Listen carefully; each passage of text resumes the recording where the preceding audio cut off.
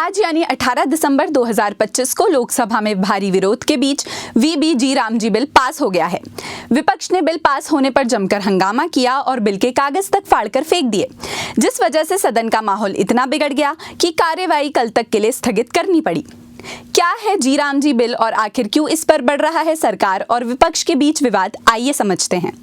दरअसल केंद्र सरकार ने सदन में 20 सालों से चले आ रहे मनरेगा कानून यानी Mahatma Gandhi national rural employment guarantee act की जगह एक नया बिल पेश किया था। इस अधिनियम को नाम दिया गया विकसित भारत गारंटी फॉर रोजगार एंड आजीविका मिशन यानी वीबीजी रामजी। इस बिल को 16 दिसंबर को केंद्रीय मंत्री शिवराज सिंह चौहान ने लोकसभा में पेश किया था।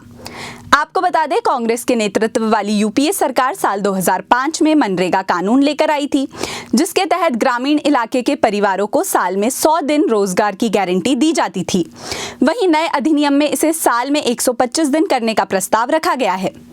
इस पर विपक्ष का आरोप है कि इस स्कीम में केंद्र सरकार को राज्यों की तुलना में ज्यादा अधिकार हैं, जबकि राज्य सरकार को पहले की तुलना में ज्यादा पैसा खर्च करना होगा। साथ ही मनरेगा जैसा कानून जिसमें महात्मा गांधी का नाम भी शामिल है, उसे हटाकर सरकार महात्मा गांधी का अपमान कर रही है।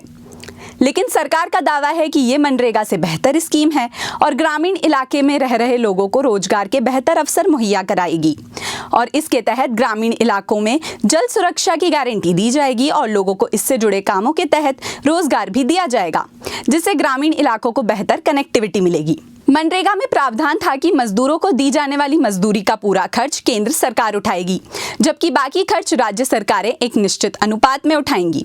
जबकि नए बिल के अनुसार इसके तहत होने वाले कुल खर्च का 60% केंद्र सरकार वहन करेगी, जबकि 40% खर्च राज्य सरकार को उठाना पड़ेगा। पूर्वोत्तर के राज्यों उत्तराखंड, हिमाचल प्रदेश, जम्मू कश्मीर और अन्य केंद्र शासित प्रदेशों में केंद्र सरकार इसके तहत होने वाले खर्च का 90% खर्चा खुद उठाएगी। इस पर विपक्ष का आरोप है कि सरकार दबे छिपे ऐसी स्कीम ला रही है जिसका पूरा नियंत्रण केंद्र सरकार के हाथों में होगा। राज्य सरकार को ज्यादा खर्च करना होगा और क्रेडिट केंद्र सरकार को मिलेगा। लोकसभा में कांग्रेस नेता प्रियंका गांधी ने कहा, मैं इस बिल पर सख्त विरोध दर्ज करती हूं। मनरेगा जब हम लेकर आए थे तब लगभग सभी राजनीतिक दलों ने उसका समर्थन किया था। प्रियंका ने केंद्र सरकार पर हमला करते हुए कहा कि हर योजना का नाम बदलने की सनक समझ से परे है। शिवराज सिंह चौहान ने विपक्ष के आरोपों को खारिज करते हुए कहा, महात्मा गांधी हमारे दिलों में बसते हैं। उनका कहना था कि मोदी सरकार महात्मा गांधी और पंडित दीनदयाल उपाध्याय के विचारों पर आधारित कई योजनाएं चला रही है। उन्होंने सवाल किया, कांग्रेस की सरकार ने भी जवाहर रोजगार योजना का नाम बदला था, तो क्या यह पंडित जवाहरलाल नेहरू का अपमान हुआ? वहीं वीबीजी रामजी बिल पर बोलते हुए भाजपा सांसद निशिकांत दुबे ने कांग्रेस और मनरेगा पर तीखे बयान दिए। उन्होंने कहा कि राष्ट्रपति, उपराष्ट्रपति और राष्ट्रपिता जैसे पदों के नाम पर राजनीति या योजनाएं नहीं होनी चाहिए। उन्होंने कहा कि जिस तरह राष्ट्रपति या उपराष्ट्रपति के नाम पर कोई योजना नहीं होती, उसी तरह राष्ट्रपिता के नाम पर भी कोई योजना नहीं होनी चाहिए।